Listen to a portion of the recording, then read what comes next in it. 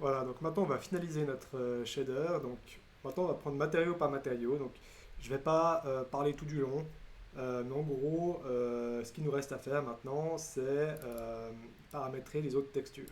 Donc là on a déjà la couleur et la height qui sont déjà mis.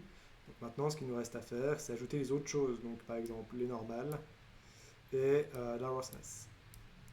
Donc vous prenez vos deux textures, on duplique deux fois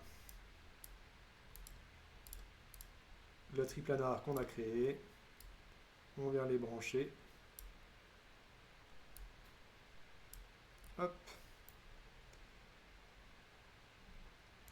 Et après quoi? Donc là, on voit qu'on a voilà, nos compilateurs. Là, voilà. Donc là, on va ajouter un layer RGBA. Donc ce qu'on voit, c'est que voilà, la mousse est en calque. Attendez, voilà, voilà, là, ça c'est la mousse. On est en calque 3. Donc il ira sur le calque 3. Là, on va mettre row. Voilà. On va créer un petit backdrop.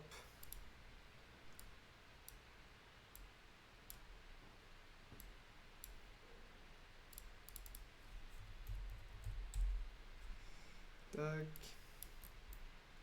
Et on va encore créer un layer RGBA pour les normales.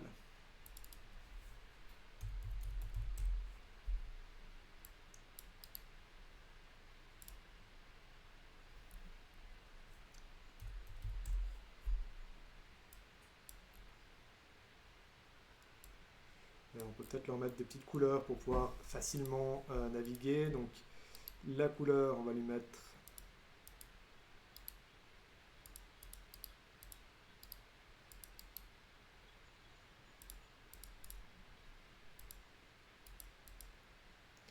on va lui mettre, je sais pas, bleu. Pour la 8, on va le laisser en blanc. La roughness, on va mettre orange. Et puis les normales, on va le mettre en violet. Voilà, comme ça, on se repère un peu plus facilement. Peut-être que lui, pour éviter la confusion avec la falaise, on va lui mettre une autre couleur. Yellow. Voilà. Donc, on avait dit, donc là on vient de brancher la roughness. On va juste vérifier avec V. Ouais. Row. Et norme. Voilà. Et puis pour le coup, on vient prendre celui-là.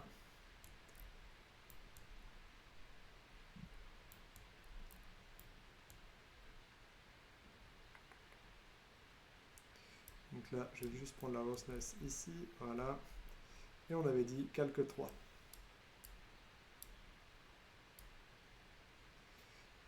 Layer 3, input. Voilà. Évidemment, également sur ces calques-là, on peut déjà venir brancher les différents masques. Donc, respectivement, on a le calque 1 et 2, c'est 1 pour la neige, 2 pour le sable. Donc, on a élévation.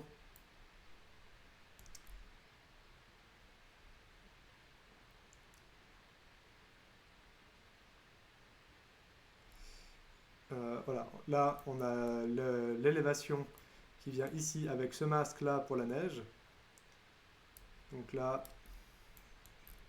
on va juste venir prendre celui-là. Voilà, on va venir faire les branchements de masque ici, comme ça, c'est fait. Donc celui-là, il vient sur le mix numéro 1. Le masque down, il vient pour le masque numéro 2. Et on a encore le mix entre 3 et 4.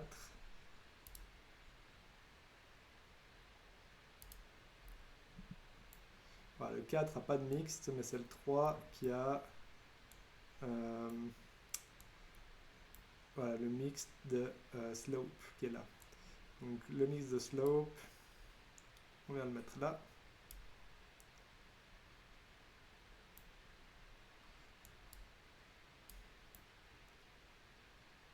Voilà, sur le layer 3.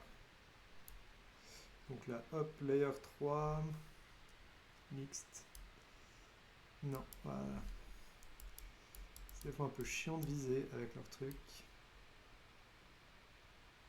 Mix du layer 3. Voilà.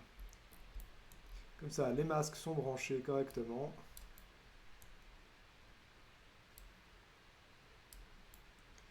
Voilà, donc là, on a la roughness qui est branchée.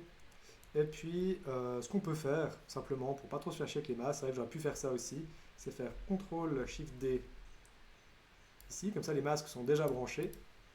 Voilà, puis là, on va refaire la même chose pour les normales.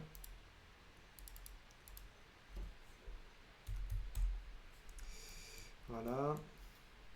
Et là, pour le coup, les normales, c'est celui-là. On va venir, hop, ici. On prend les normales du layer 3.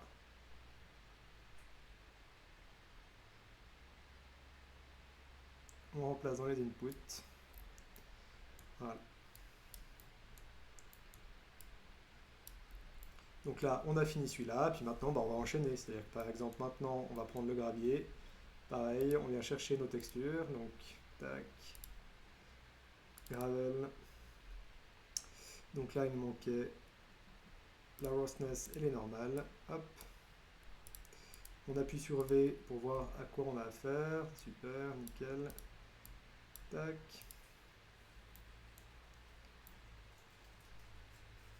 Ah, d'ailleurs, une chose que j'ai mal faite ici. Voilà.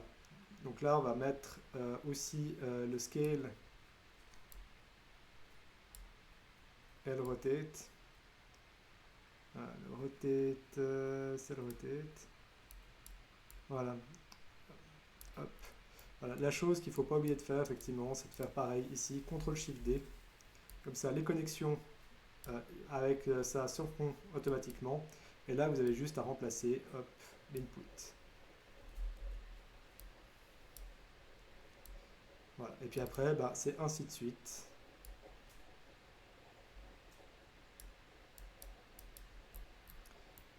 Continue à faire les connexions sur les deux autres canaux. Et après, ces canaux, on va les relier au truc final. Donc là, je vais arrêter cette vidéo ici. La vidéo suivante, je vais juste faire les connexions si vous voulez voir vraiment comment faire, mais je ne ferai pas de commentaires pour le coup.